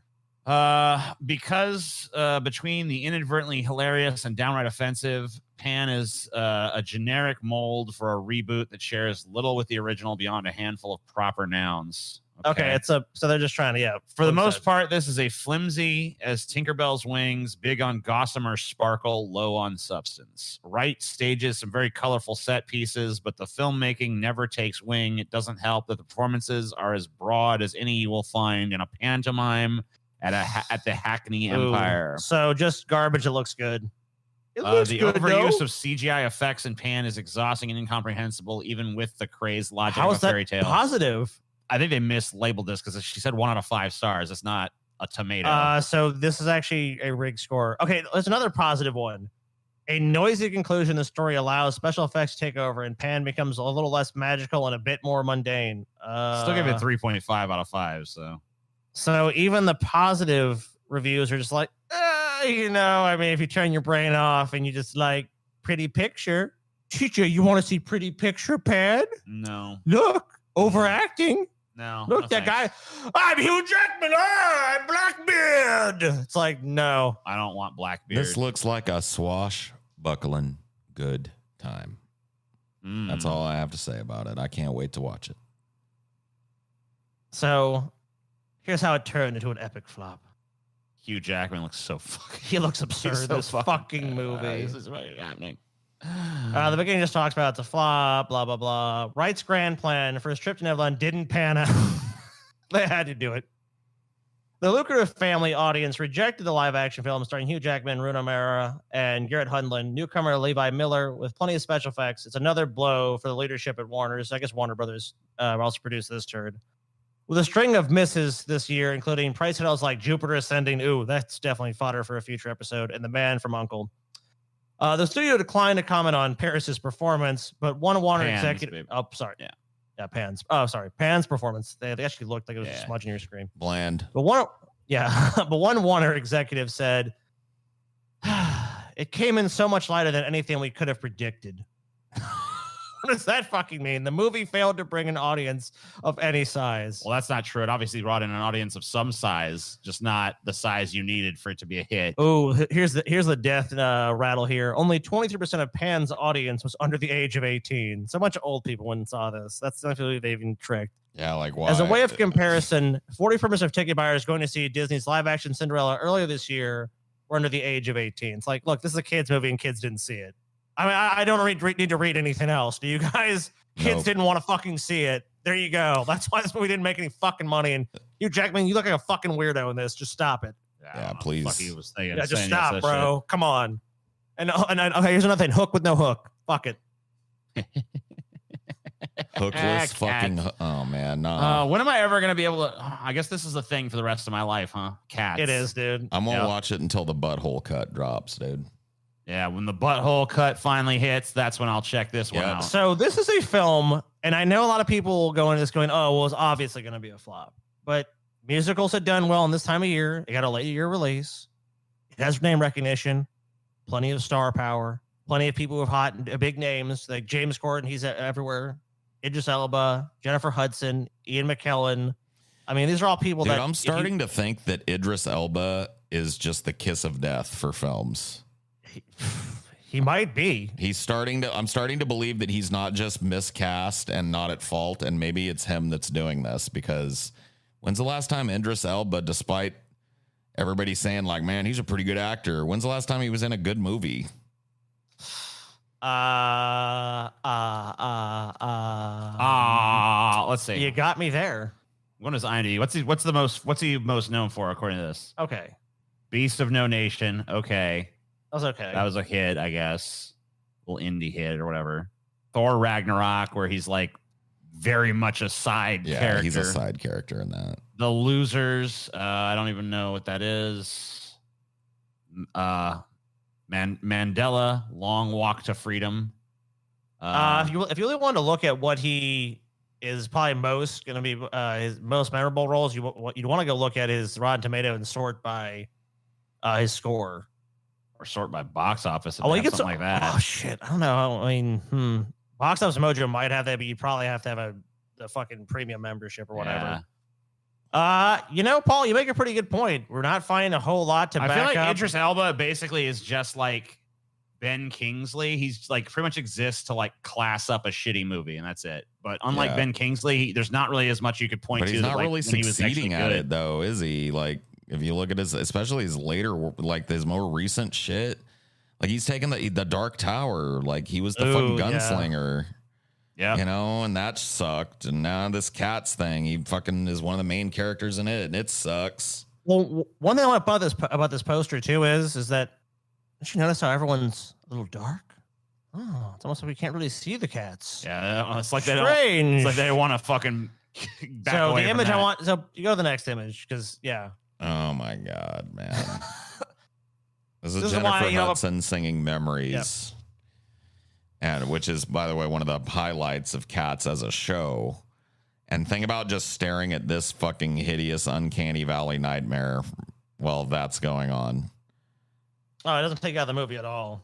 I mean, No. it's uncanny valley of the movie. It just is so distracting. Whoever made the artistic choice of doing it this way, probably just budgetary reasons, are probably like, oh, we can make them look just like cats. It doesn't work. No, like and like for me, it's doubly stupid because I've seen the show. They used makeup to make people look like cats, and it was 10 times better than this. Why didn't they It was just fine. get the fucking makeup artists that did the original Cats? Or are still doing Cats, because Cats still on fucking Broadway. Like, hire those people and have them make up these stars. Why did they have to do this CG bullshit? I wish I had an answer for you on that front. Let's look at the budget for this.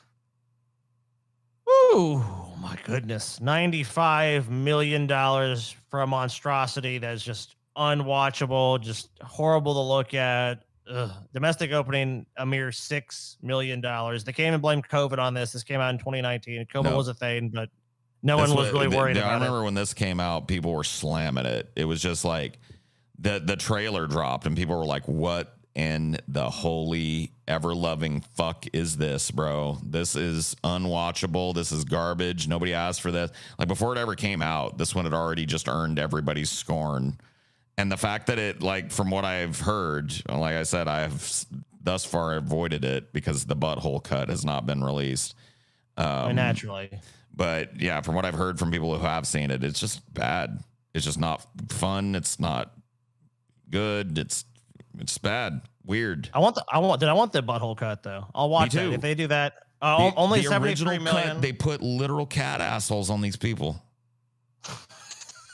I want it so bad. I want it.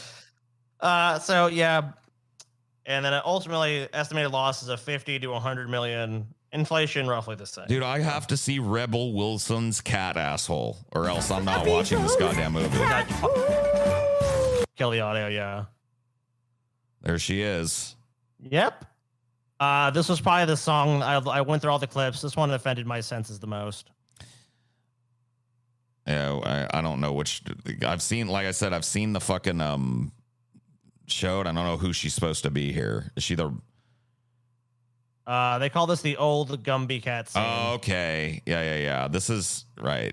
She's the fat cat. That makes sense. Bruh. I want to see. No, TJ, don't lose yourself to despair. CGI nightmare.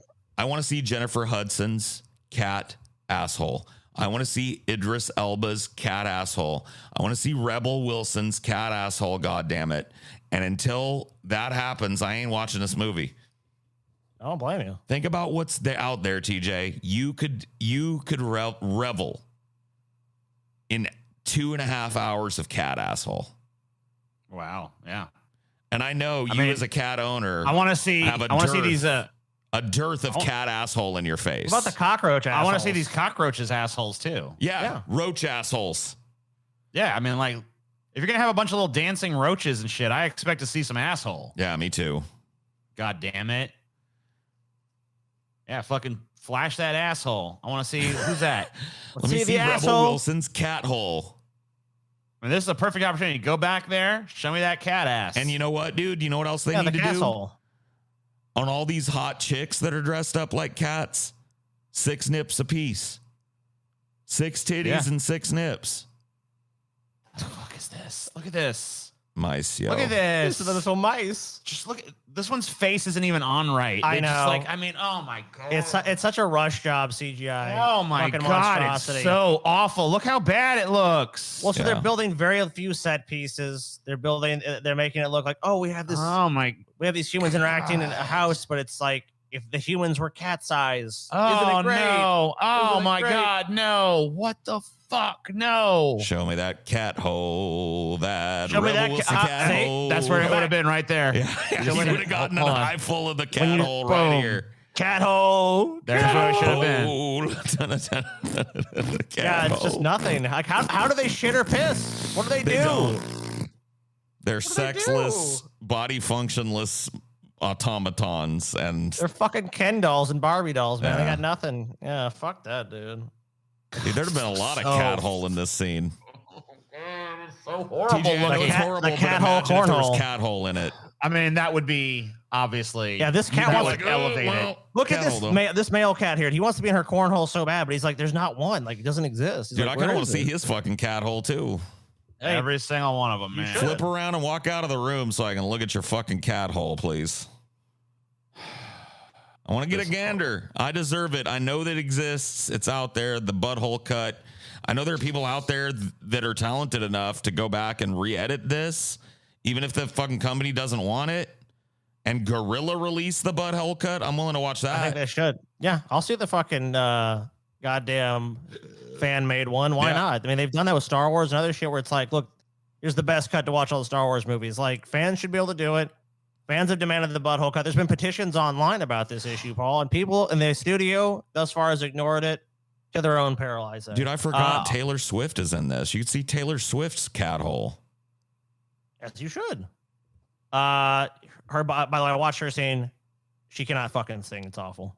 Just so fucking awful. They just cast a bunch of people that were not great singers in these roles. Taylor Swift sings. That's what she does. That's her living, right? I mean, that's what she does. I mean, she's yes. a decent singer in her music, but nothing in this movie that I've seen sounds like it's done well. So I'm.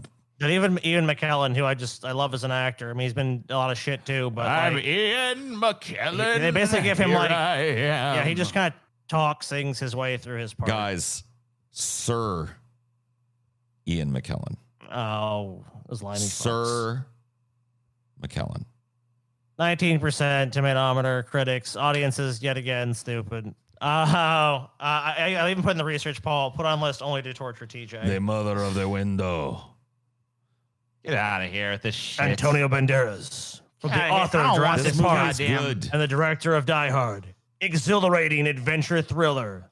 The 13th Warrior, TJ. An ordinary man, an extraordinary journey. TJ, they tell me that you can draw sound. Yes, I can draw sound. I don't know.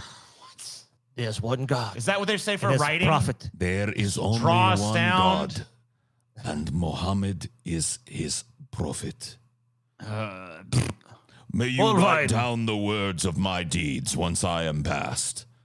I will, my friend. I will. I am an Arab. Yeah, he's not. You're not even there. Fucking piece of shit. TJ.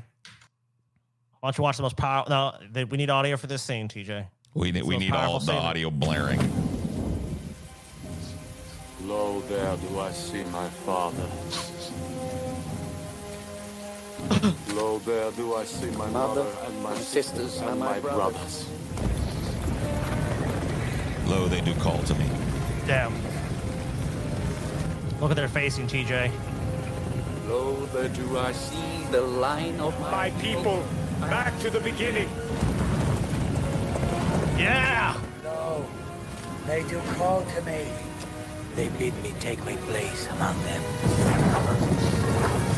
In the halls of Valhalla, In the halls of Valhalla.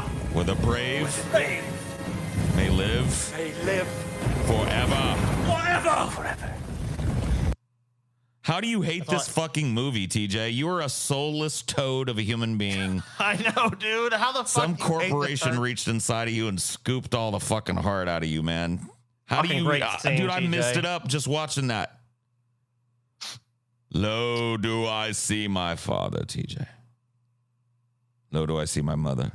Lo, do I see my brothers and sisters? Lo, do I see my line going back to the beginning? Lo, do they call to me? Lo, do I go now to join them in the halls of Valhalla, where the brave TJ may live forever? Yeah. Cool. Powerful TJ. $160 million budget, $61 million worldwide. Didn't do too well. Yeah, only a mere 61 worldwide. Misunderstood Dude. masterpiece. Estimated Antonio losses. Banderas' finest film.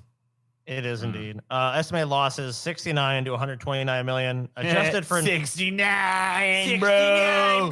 Yeah, adjusted for inflation, 107 to 200 million dollars lost. 66% of Cretans liking this garbage. Dude, a smart audience if there ever was one. Actually, Paul, I think they need to add that the critic to the audience giving this movie a score of 99%. I agree. That seems same fair. idiots that liked Snowmageddon and fucking whatever the fuck thou shalt not Swordfish. kill except. I That's like, actually a pretty cool I like title. Swordfish, so fuck them, man, dude. I like that. Swordfish is like whatever. You remember Halle Berry's tits. You don't even remember. Man, I anything like else. the movie, TJ. That's all I got to say about that. Every fucking person I talked about that movie is like, yeah, I just want Halle Berry got shows her some titties. Damn, big old titties. Remember what else happened in it? I think there was like a hacker or Something. So, TJ, the 13th Warrior was originally in development at Synergy in 1996. Uh-huh. Well, they were set to co-finance the project equally with Disney. So Uh-huh. Disney was going to be on board with that. That's nice. Yeah. They like their flops, too. Synergy then hit a financial cold streak and began negotiations with Disney to have their library of movies acquired. So they're just going to sell themselves to Disney. Why not? It was popular. Yeah, which they finally completed in Still is. 1997. So in 97, they sold themselves. The 13th Warrior, originally titled Eaters of the Dead, was moved over to Disney, which took over sole financing duties. The budget for the 13th Warrior was set near $60 million. Familiar figure, right? Yeah. But after a messy post-production underwent heavy reshoots, the cost rose to $85 million. And actually, of course, went much higher than that. In the years after, the 13th Warrior bombed horribly. The budget began to magically climb from websites circulate nonsense numbers until this ever-growing budget it reached $160 million, which, look, they're arguing it's not. Who knows?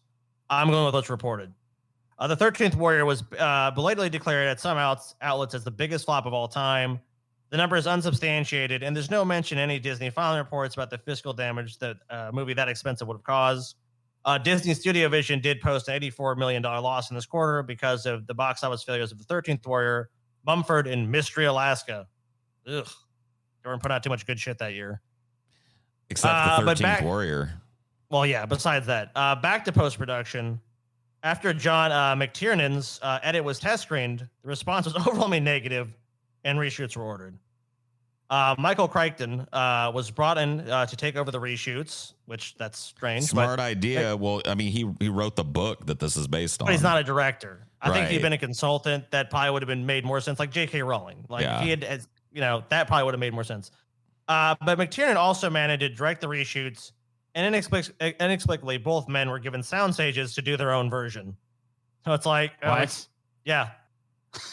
Wait. Yeah, but they're undermining this movie cost a huge amount of money, but then they're going, oh, well, let's give two guys their own versions You of the shoot movie. what you want. You shoot what you want. And we'll just use what's best. It's like, all right, fair enough, I guess. Crichton's footage was ultimately used, and McTiernan went off and helmed another movie, The Thomas Crown Affair, which is meh.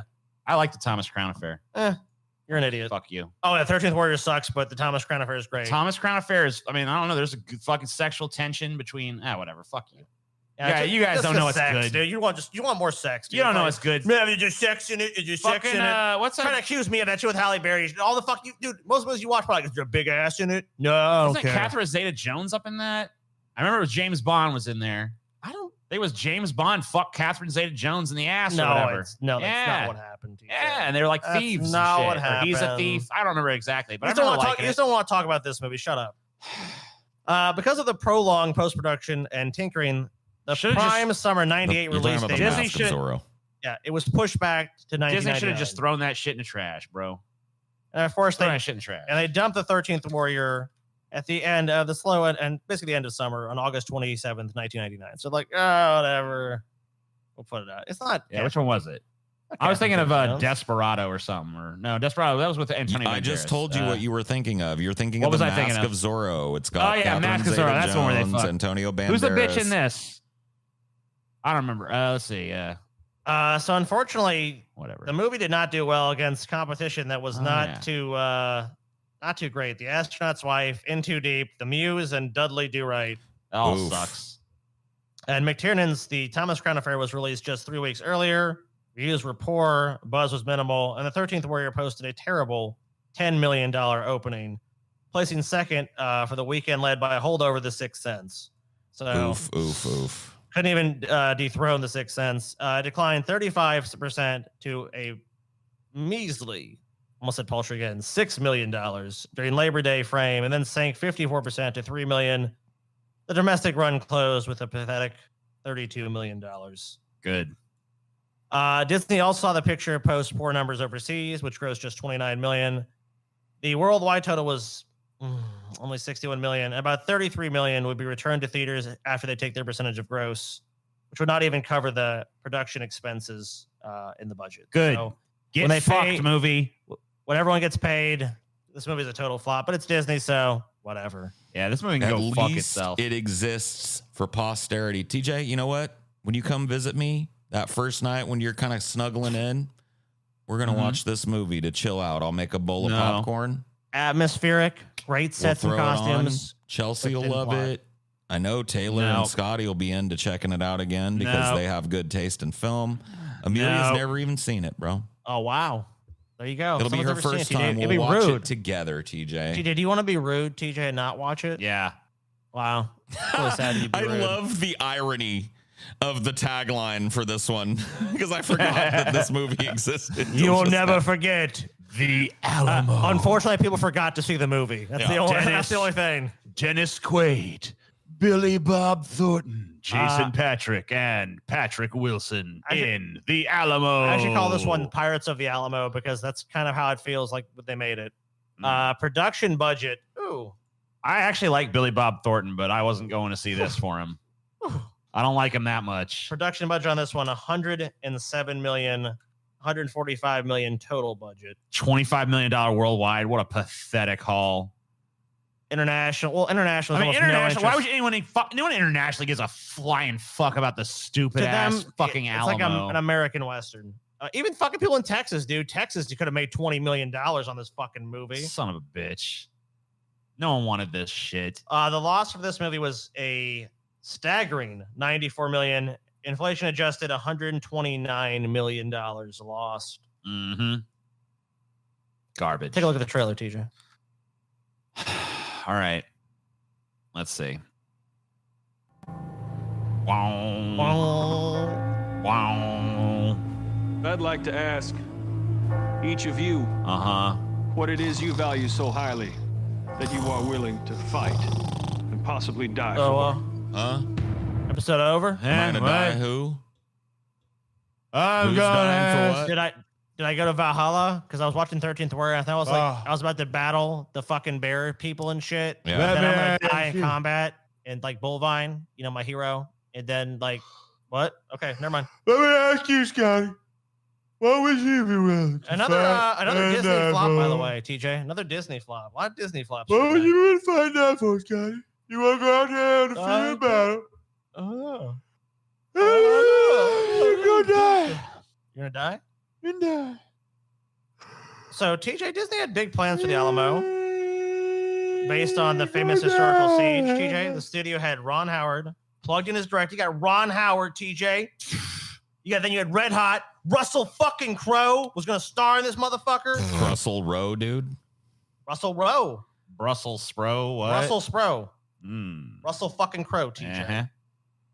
And his strategy to release the film as a prestige picture during the 2003 holiday season. Remember the Alamo, TJ. Remember it.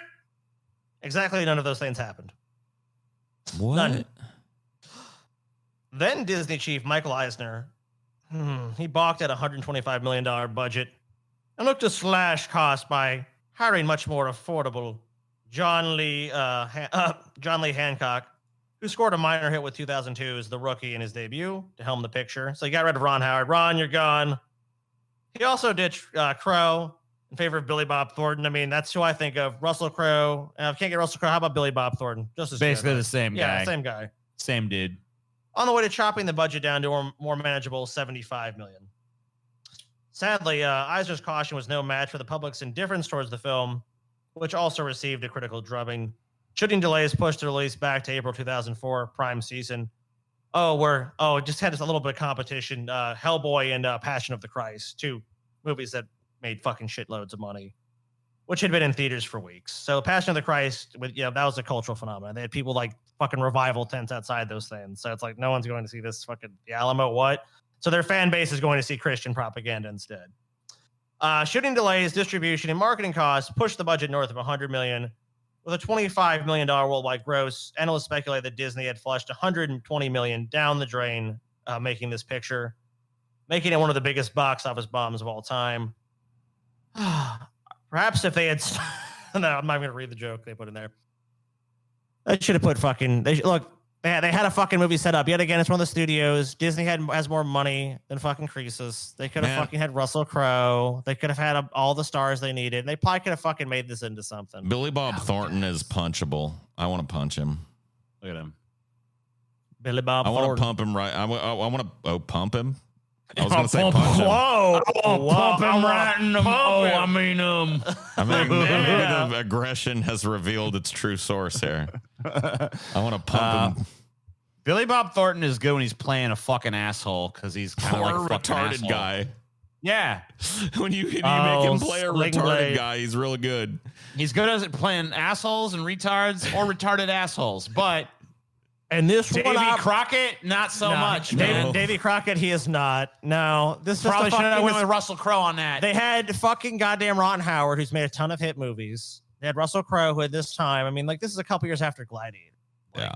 He was a big fucking star. There's no excuse he could have for this to suck. He could have helmed this and it's Disney. You can't say Disney doesn't have the money. So at least when you go back to Cutthroat Island, Carloco Pictures was like, oh fuck, what do we do? We got Arnold, we got Gina Davis. For some reason, we're gonna go with the shitty option.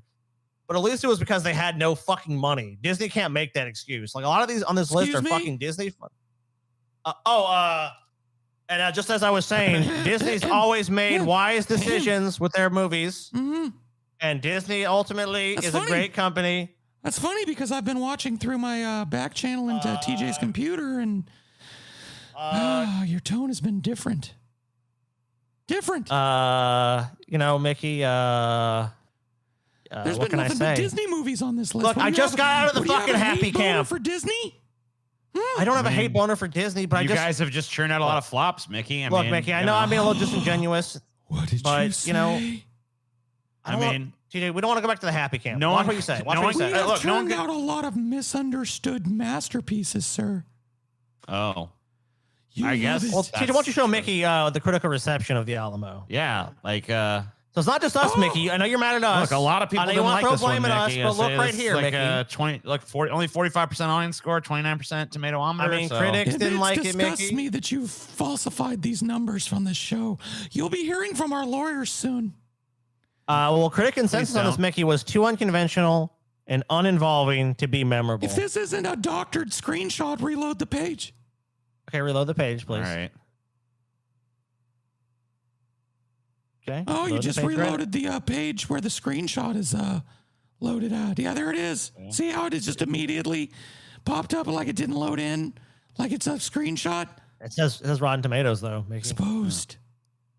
Oh, okay. I can interact with the page. Shit. Like I can click on the score. I can see. Yeah, I mean, we're seeing tomatometer there. Oh, my God. You guys really went all out on this deceptive shit. I guess. Oh, are you saying we hacked Rotten Tomatoes? I can even go look at the negative reviews. Doesn't work despite Thornton's top performance. I mean, look, there you go, Mickey. Praise Thornton's performance. See, Listen, wait a minute. Why are you skipping over Stephen Day Greaterus up there, dude? Well, it says quote not available. Not available. So All right, let's look at the fresh ones. Let's look at the fresh here's ones. Here's a fucking look, he liked it, I guess. Oh, this review's The Oh, story of Civil War? Wait. The Battle of the Alamo, a San Antonio mission converted into a strategic fort, is a key moment in the Texas Revolution. Go step to the bottom where he summarizes all this shit because we're not going to read all this shit. There is also ambiguity about the character Sammy. I don't know. This is fucking a boring ass review, but What? Oh yeah, all the negative reviews though, they're not boring, right? Slanted, biased. I mean, I've never seen the movie. Maybe I would like it. I don't know. I mean, it says here you lost $129 million. So I mean, I don't know. Where does it say that? My research. Where did you get that research number from? I don't have those believe numbers here. I believe that the only source that information could have come from is someone at Disney. So Disney probably admitted in its financial filings, or one of its executives spoke out and said that the movie lost that amount of money. Okay, well, I've heard out your position, but have you considered No. Have you considered nope? I guess not. No. Have you considered talk to the hand? Because the face ain't hearing it. Well, Disney, Mickey and Disney there, I think you might want to think about this. How about this? You might want I'm to clean house. And you're glue. And I want to everything clean that you house, say Mickey. sticks to Mickey. you. People leaking your information there. That's all I got to say. I don't know how I got this information. Not anymore. They're the ones that are leaking now. Whoa, Damn. oh shit. You might want to. All right. Well, look, I've reconsidered my position. On second thought, all the Disney films here were actually hits. Misunderstood gems. Now that Mickey's been here to provide a little context for us, but the rest of them all flops. Yeah, Warner Brothers, that King Arthur one, they didn't know what they were doing. They're morons. They should have listened to Mickey. Always happy to make you happy, gentlemen. And speaking of making you happy, the bus will be by at noon tomorrow. No, I don't want to go to Happy Camp again. God fucking damn it. I just got back from Happy Camp. All right, well, in that case, then might as well just fucking say fuck. No, Disney's a flop house. Mickey, this ain't me. They churn out Mickey. flop after flop. You're wrong. You're wrong. Scotty, you just got out of Happy Camp, and TJ's going to extra Happy Camp. Have fun, Son TJ. of a bitch, bro. Have fun at Happy Camp. Well, that's 10 movies that lost insane amounts of money. We've also lost our sanity. That's cool. That's an episode. I never had it, If Mickey will allow us to end it, because I mean, it's up to Mickey. We don't run our own show may. here. Oh, okay. Thank you, Mickey. Bye bye. Deep fat fried. Deep fat fried. Deep fat fried. Deep fat fried.